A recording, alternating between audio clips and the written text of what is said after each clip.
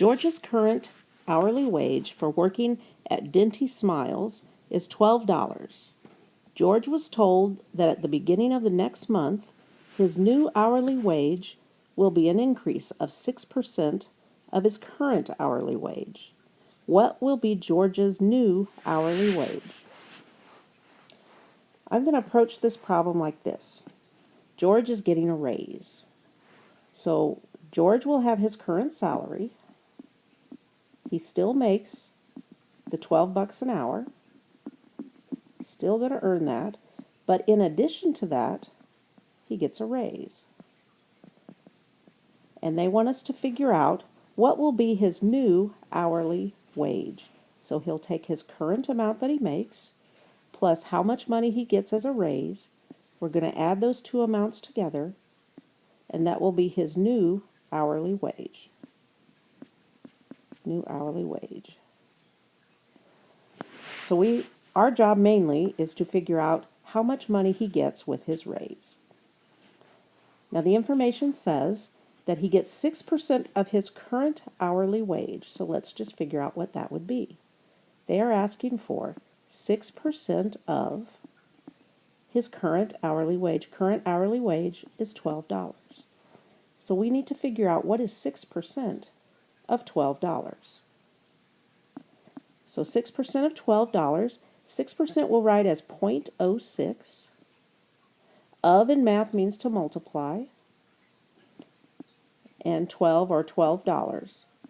So 0.06 times 12 is 72 cents, 0.72. That's how much money in addition to the $12 that he will receive. So 0.72, 72 cents. If I add $12 plus 72 cents, his new hourly wage is $12.72. I'm going to pick choice H.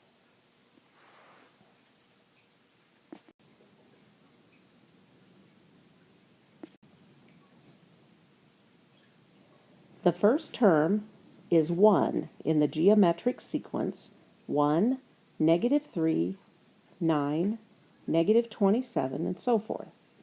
What is the seventh term of the geometric sequence? So what I'm going to do for this problem is I'm going to list out 7 terms.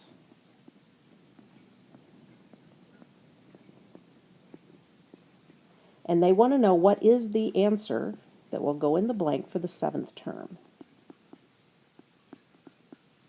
So let me fill in each of these blanks as far as I can go so far. First term is 3, first term is 1, the second term is -3, the third term is 9, the fourth term is -27, and our job is to figure out the number that will represent the 7th term. When you're working with geometric sequences, what you're going to be looking for is the pattern as you advance from one term to the next term. Geometric sequences use what is called a common ratio. And what that is, that's the number that you're going to multiply the previous term by in order to get the next term. So we're going to be looking for what is called the common ratio. And the common ratio, the easiest way to find that is to take one term and divide it by the term that comes before it. For instance, I can take -3 and divide it by the term that comes before it, and I get -3 divided by 1, that's -3. I need to get -3 for every single time that I take the second term and divide it by the one before it. Let's see if this works again. Let's take the 9 and divide it by the term before it, which is -3. 9 divided by -3 is -3. It also works for -27. -27 divided by the term before it, which is 9, is -3. So -3 is the common ratio. This is the number that I multiply by every time I want to get the next term. So for instance, in this problem, they took 1 times -3 and got -3. Then they took -3 times -3 and got +9. They took positive 9 times negative 3, and they got negative 27. See how it alternates signs? We're going to take negative 27 times negative 3, and when we multiply those together, we'll get 81. Then we'll take 81 times negative 3, and our answer for that one is going to be negative 243. That's our sixth term. To get the seventh term, we're going to multiply negative 243 by negative 3, and our answer will be the seventh term, and that answer is 729. My choice of answers, I'm going to pick choice E.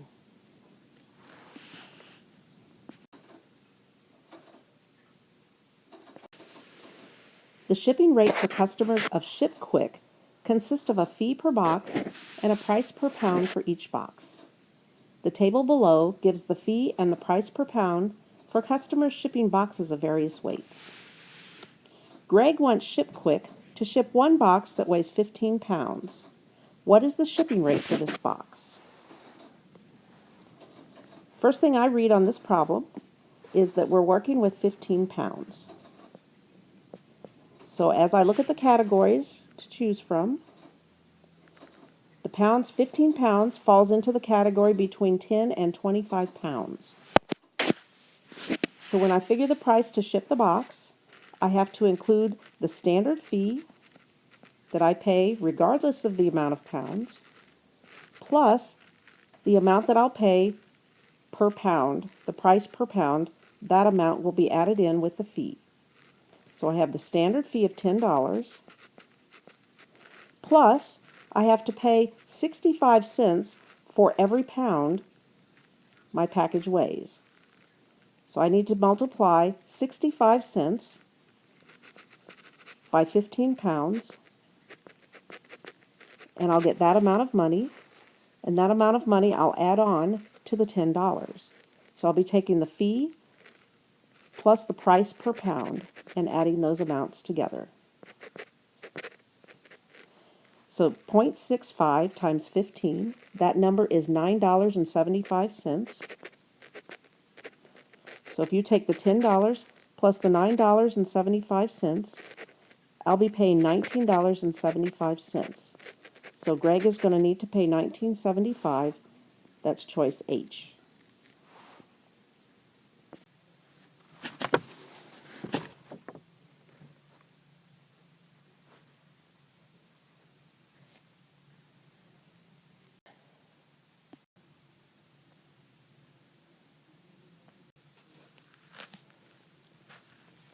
A computer chip 0.32 centimeters thick is made up of layers of silicon.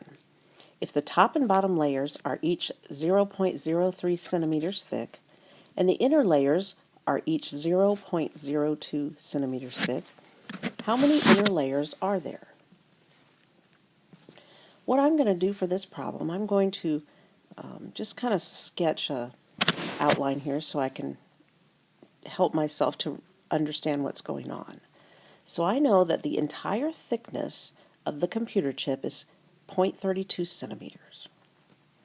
I do know that the top layer is 0.03 thick, and the bottom layer is also 0.03 centimeters thick. And the entire part, from top to bottom, is 0.32 centimeters.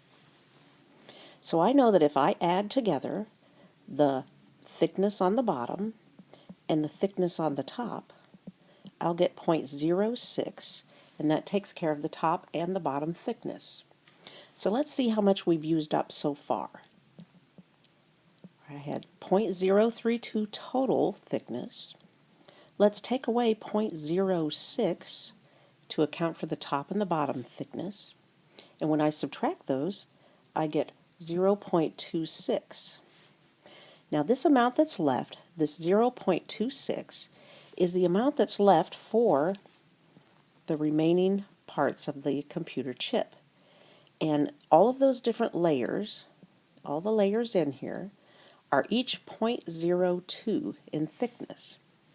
So I know that this entire amount here is 0.26. And if each one of these has a thickness of 0.02, if I take the amount of thickness that it's left and I divide it by 0.02, it ought to tell me how many more layers that I have in there. So I'm going to take 0.26 and I'm going to divide it by 0.02, and we'll see what we get. So I'll put that in the calculator and I get 13. So what this is telling me, how many inner layers are there? There are 13 inner layers. There will be a total of 15 layers. 13 of them are inner, and the last two are the top and the bottom. So there are 13 inner layers. I'll pick choice A.